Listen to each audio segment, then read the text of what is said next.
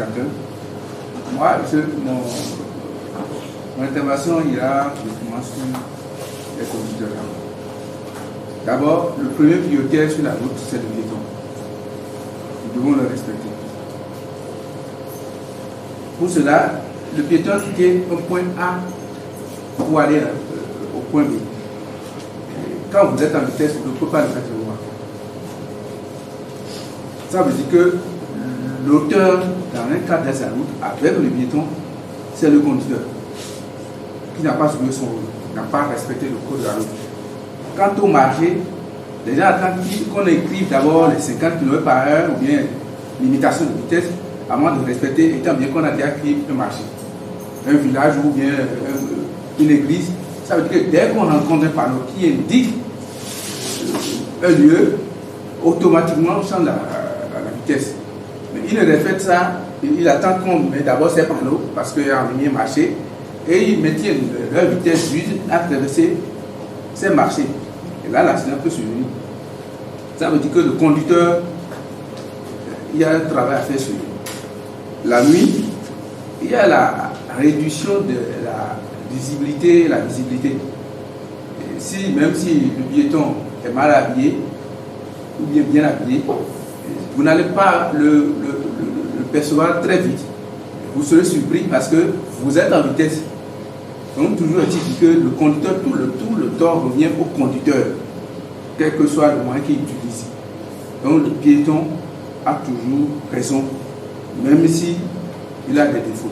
À ce niveau, peut-être il y a un travail à faire sur eux pour leur mauvais habillement et la façon dont ils traversent la chaussée et où ils doivent traverser la chaussée et à quel moment ils doivent traverser la chaussée. Là, il s'agit de la sensibilisation qu'on peut peut-être leur porter pour qu'ils puissent connaître. Merci beaucoup. Et lorsque un piéton doit traverser la voie au Bénin, c'est compliqué. C'est excessivement compliqué. Et je me demande si c'est parce que les sensibilisations n'ont pas encore touché les conducteurs pour qu'ils comprennent que le piéton doit être priorisé. Parce que quand vous allez quand même dans d'autres pays, par exemple, si vous allez au Sénégal, automatiquement quand le conducteur voit que le piéton est debout, il veut traverser, il s'arrête. C'est déjà ancré dans leur comportement quotidien. C'est comme ça, ça devient un réflexe pour eux de s'arrêter, de laisser le piéton passer avant de continuer. Donc, je pense qu'une recommandation forte doit être faite pour que nous, organisations de la société civile, qui sensibilisent, fassent beaucoup de communication autour de cet aspect. Il y a aucun autre aspect que je peux souligner. On a parlé des marchés qui augmentent le risque des piétons donc à se faire ramasser. Il y a aussi les écoles.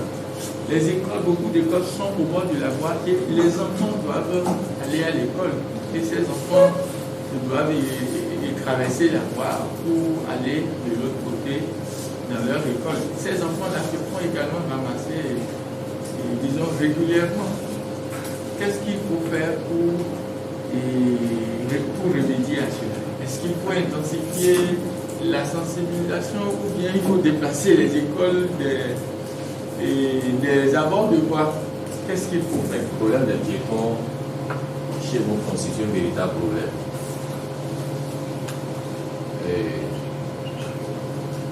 C'est vrai, ils sont prioritaires sur les voies, mais il faut qu'on situe les responsabilités. Il y a le fait que les conducteurs ne respectent pas le code de la route. Il y a aussi le fait que les piétons sont ignorants. Il y a un problème d'éducation qui se pose à leur niveau. Quand vous arrivez à Soudé, c'est le jour du marché de Placette. Les feux ne fonctionnent pas. Parce qu'on passe depuis où j'ai eu les incendies simultanés. Donc les feux sont tombés en panne au niveau de Placette.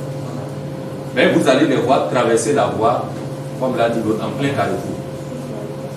Pourtant, il y a les marques réservées au passage piéton. Ils ne vont pas prendre par là, ils préfèrent s'engager au beau milieu du carrefour et commencer par chercher à voir mais par où le véhicule vient. Or, il suffit de prendre par les bandes peintes là, réservées au passage piéton, de coup d'œil, il faut passer. Mais quand vous le trouvez en plein carrefour, c'est compliqué de pouvoir traverser. Donc, je me suis exercé à ce travail-là au carrefour, maintenant, au carrefour passé, maintenant pour les élèves, au niveau du carrefour passé pour les élèves et les marchands. Je vous dis, ça n'a pas été facile. Ça n'a pas été facile. Donc, il y a ce problème d'éducation qui se pose effectivement au niveau des piétons. Et c'est aussi une recommandation.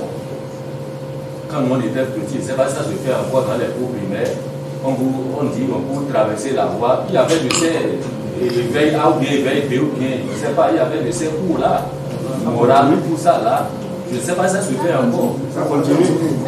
Éducation citoyenne. Voilà. Je ne sais pas si ça se fait. Il faudrait encore vraiment que les gens puissent mettre un accent sur ces cours-là pour permettre à nos enfants vraiment de pouvoir bien traverser la voie. Aujourd'hui, on essaie, comme je l'ai dit, toujours aller au marché passé. Il y a une passerelle là. Il y a une passerelle construite pour permettre aux gens de traverser facilement, de rentrer dans le marché. Mais non. Allez les voir, les femmes là, elles vont s'engager au beau milieu du carrefour et dire qu'elles veulent aller au marché. Alors que la passerelle, elles trouvent que c'est fatigant. Elles trouvent que c'est fatigant. Il faudrait aussi que nos autorités puissent réfléchir et voir pour pouvoir adapter d'abord nos infrastructures. Puisque moi je suis allé au Caire en Égypte. Là-bas c'est les souterrains. Pour traverser la voie, au lieu de faire une passerelle, ils ont fait un souterrain. Donc vous passez sur le souterrain et vous sortez de l'autre côté. Donc c'est pas, il faudrait que nos autorités réfléchissent aussi à ça. Puisque les personnes âgées vont se dire que grimper la passerelle, tout ça là, bon, que c'est parce que le souterrain serait mieux. Parce qu'effectivement, quand on voit là, quand vous êtes en hauteur, une personne âgée, ça fait peur. Ça fait peur. Pourquoi c'est haut? C'est certainement pour permettre aux camions chargés de passer. Mais si c'est le souterrain, c'est pratiquement la taille de l'homme, donc aucun véhicule ne va passer par là, ce serait seulement les piétons. Donc, que les gens puissent réfléchir et adapter ces réalités-là. Je remercie le communicateur et également l'IRSP pour ce travail qui se fait en matière de sécurité routière. Pour moi, je trouve une cohérence dans ce qui a été révélé par l'étude. Une cohérence en ce sens que on a dit le moyen de déplacement le plus utilisé ici, c'est les deux roues. Parmi les conducteurs de deux roues, combien sont à avoir le permis de conduire? D'où le problème d'éducation routière que pose le commissaire. Les gens, pour apprendre à lire le code, il faut aller dans une auto-école. Et c'est quand on veut avoir le permis de conduire qu'on s'inscrit dans les auto-écoles. Nous n'avons pas ce réflexe-là ici de nous auto-former nous-mêmes. Mais combien sommes-nous qui roulons les motos à aller dans les auto-écoles pour obtenir le permis de conduire? Nous sommes, c'est-à-dire les gens sont permanemment en infraction parce qu'ils roulent des véhicules dont ils n'ont pas le permis autorisé. Et c'est ce qui conditionne ces situations que nous assistons sur la voie. Ce n'est pas ignorance que les gens le font. Maintenant, il y a des indélicats parmi ceux qui détiennent des permis de conduire qui sont à 4 roues, qui ne respectent pas ce qu'on leur a dit au niveau des auto-écoles, qui conduit à ces situations-là. D'où un véritable problème d'éducation routière se pose au niveau des populations pour que chacun puisse comprendre concrètement qu'est-ce qu'il doit faire face à telle ou telle signalisation quand il est en circulation. Le commissaire a incriminé tout à l'heure les bonnes dames qui ne veulent pas passer sur la passerelle. Je voudrais revenir là-dessus. Lui-même, il a dit la passerelle telle qu'elle a été réalisée au niveau de Ouida ici, elle n'est pas elle n'a pas la forme normale. Je ne sais pas si le commissaire s'est amusé une fois à monter par là. Vous vous imaginez une bonne dame avec une bassine un panier de tomates, aller gravir cette histoire-là pour aller au marché, c'est très mal fait. Franchement, les techniciens nous ont dit, j'ai eu la chance de visiter l'infrastructure avec des collègues haïtiens qui sont venus en visite d'échange. On est allé, les techniciens nous ont prouvé que cette passerelle-là a été mal montée. Parce qu'elle est très pointue, elle est très aiguë. Pas facile à gravir. Donc ça, c'est un problème. Et c'est là où je dis l'étude est cohérente parce qu'elle a incriminé les infrastructures, elle a incriminé l'homme, elle a incriminé les véhicules. Donc voilà un peu et le commentaire que moi j'ai fait et je veux faire. Et je m'étonne aussi de ceux qui sont surpris de ce qui est plus de morts en zone rurale qu'en zone urbaine. On n'a pas parlé du nombre d'accidents. On n'a pas dit le nombre d'accidents. On a dit le nombre de morts. Et les statistiques du CNCR révèlent ça clairement. Les départements les plus meurtriers au Bénin, c'est la Donga et la Liborie. Or, les départements où on a plus d'accidents, c'est l'Atlantique et le littoral. Je ne sais pas si vous voyez, il y a une nuance. On ne parle pas du nombre d'accidents, on parle de la gravité des accidents. Et ça, c'est rien. Je ne sais pas si vous êtes jamais amusé à voir nos amis du Niger là, traverser des Rouquets, des Mérékais, je ne sais quoi, de ce côté là-bas. Ils ne peuvent pas faire ça à côté de nous. Et c'est ça, l'étude dit bien, l'élément important qui occasionne ces accidents, c'est l'excès de vitesse. Les gens ont plus de l'espace là-bas, on a dit des portions de bois, c'est là-bas où on les trouve. Et c'est là où les voies sont plus libres. À côté de nous, vous ne pouvez pas faire ça à l'heure, en ville, même si vous êtes fou n'importe comment. Mais là-bas, ils se le permettent. Donc, c'est un peu ça, les réalités, monsieur. Il n'y a pas à s'étonner. C'est une étude scientifique. Les gens ne sont pas allés s'asseoir pour inventer les chiffres. Ils sont allés, ils ont fait des analyses, une collecte de données qu'ils ont analysées, ils ont croisé les données de différentes manières pour comprendre concrètement c'est quoi la situation avant de sortir ces éléments que nous avons. Ne vous étonnez pas de cela, c'est ça, bien sûr, la triste réalité. Il y a un aspect qui m'est revenu à l'esprit sans l'échapper. Parce qu'on voit le piéton comme celui qui traverse le rivage. Mais en réalité, le piéton est aussi un usager de la vie. Et quand je le perçois comme tel, j'incrimine l'infrastructure également parce que, généralement, c'est vrai, de plus en plus, on intègre le piéton dans la conception et dans la construction. Et ça aussi, c'est un problème. Parce qu'on construit certaines voies et ce n'est fait que pour les véhicules. Et le piéton n'a pas du tout son petit passerelle.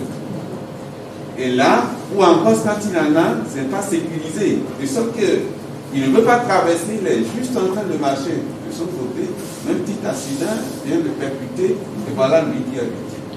Donc, dans la conception et dans la réalisation des infrastructures, il faut également qu'on intègre la notion que le piéton est aussi un usager et qui a droit à une partie de l'infrastructure.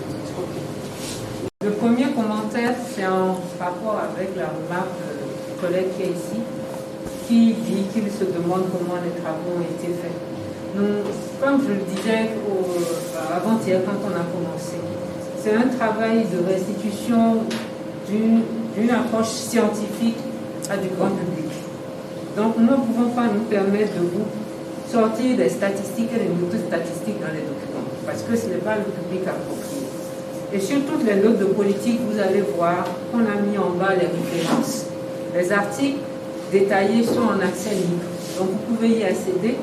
Si vous avez besoin d'autres informations, vous pouvez vous rapprocher ou des doctorants ou de moi-même, donc on vous donnera le détail sur toutes les méthodologies.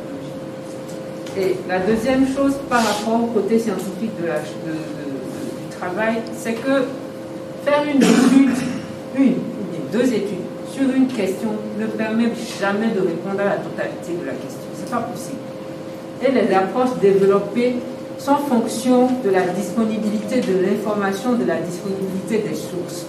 Ce travail a été fait essentiellement à partir de la base de données du CNSL. C'est pour ça que M. Bouni a été aussi prompt à vous répondre.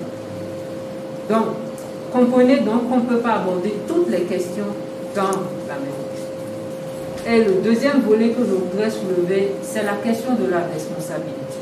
Alors quand j'ai vu tout le monde intervenir, on a dit ou c'est le conducteur qui est responsable, ou c'est qui est responsable. Je pense qu'en matière de sécurité routière, le mot responsabilité qu'on utilise pour moi n'est pas très pertinent. C'est pas très pertinent.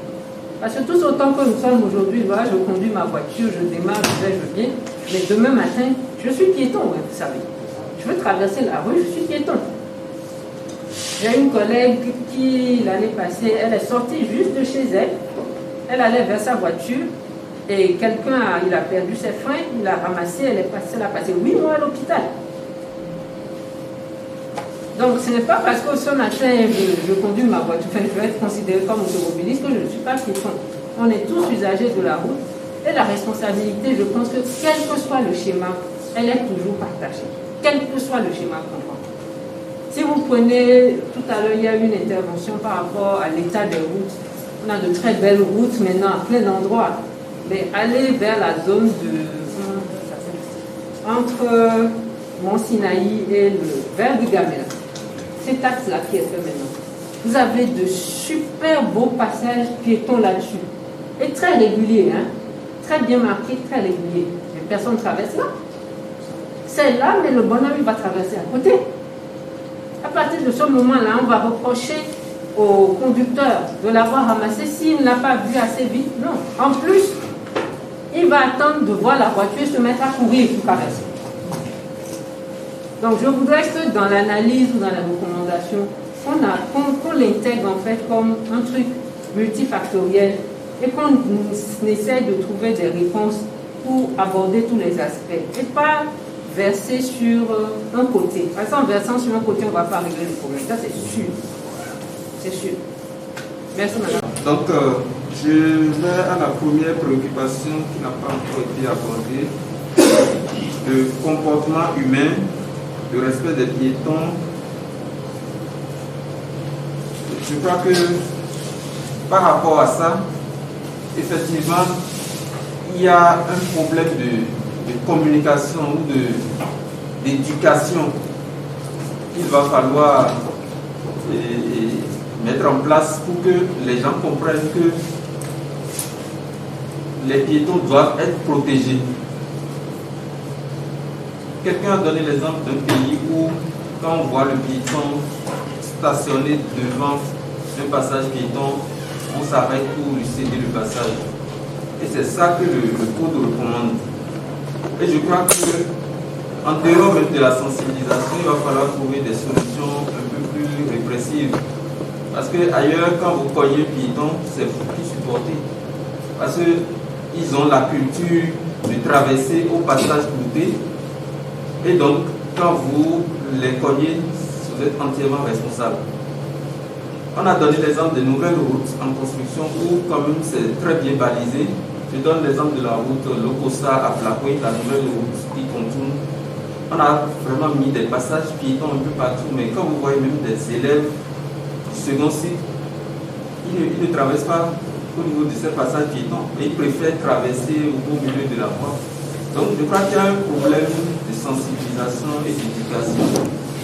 Et si on peut trouver une formule pour adresser cela, ce serait vraiment bien.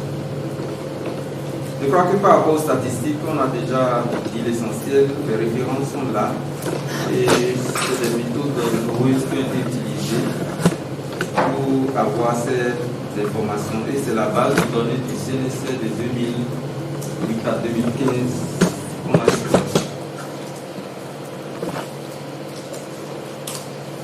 Je crois que par rapport à l'éclairage public, il y a un véritable problème.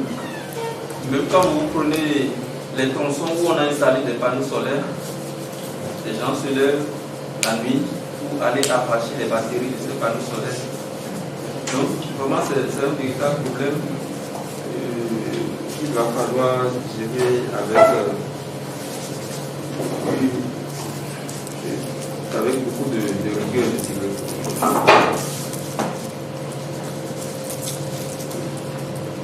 Voilà, on a abordé l'état de route. Voilà, la canne blanche. Effectivement, je crois que les gens n'ont pas vraiment l'information, je dirais.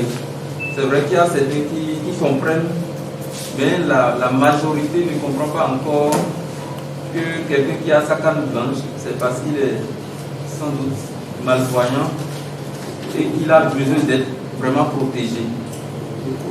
Donc il faut vraiment que l'on sensibilise la population pour que ces malvoyants soient encore plus protégés que les piétons ordinaires.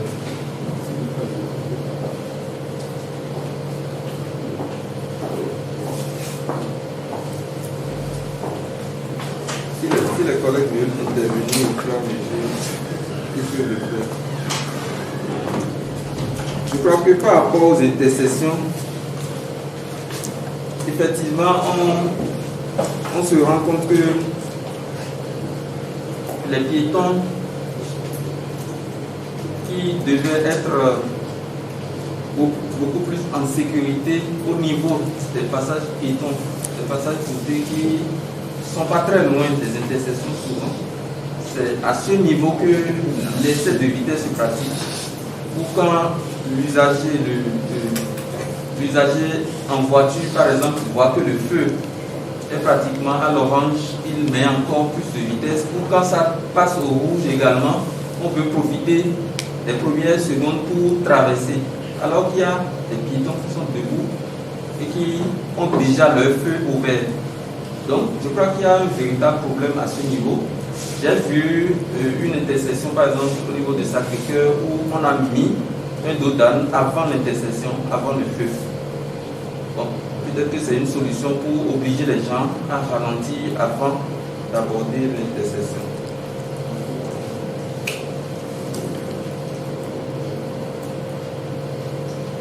Ok, donc je crois que globalement, c'est ce que je peux dire. Le reste, c'est peut-être des apports. Le problème des passerelles a été également abordé. Quand vous prenez la passerelle qui est à Kadéon, au niveau de Kadéon, c'est le même problème. Vous ne verrez que quelques élèves, quelques écoliers qui ont envie de s'amuser, qui grimpent là-dessus. Sinon, en dehors de ça, vous ne verrez personne. Et effectivement, les tunnels sont une solution pour que les gens puissent facilement traverser la route. Ok, l'état des engins, effectivement, c'est un véritable problème. Quand vous voyez les camionneurs rouler avec des systèmes de freinage défaillants, très souvent, qu'est-ce qu'ils font quand ils constatent que vraiment au niveau d'un feu, ils n'arrivent plus à freiner, ils trouvent la solution d'aller percuter un poteau pour pouvoir s'arrêter. Donc, pour éviter de tuer des gens, ils préfèrent cogner un poteau pour stationner. Donc, c'est vraiment un véritable problème, l'état des véhicules. Les feux de gabarit, effectivement, pour des véhicules à 3 roues, pour les tricycles, la nuit, si vous ne faites pas attention, effectivement, vous faites cogner parce qu'il n'y a pas de feu de gabarit pour montrer que c'est un tricycle et non un véhicule à 2 roues. Et je crois que le CNSR est dans la logique de faire des visites techniques au tricycle et ça peut peut-être régler ce problème.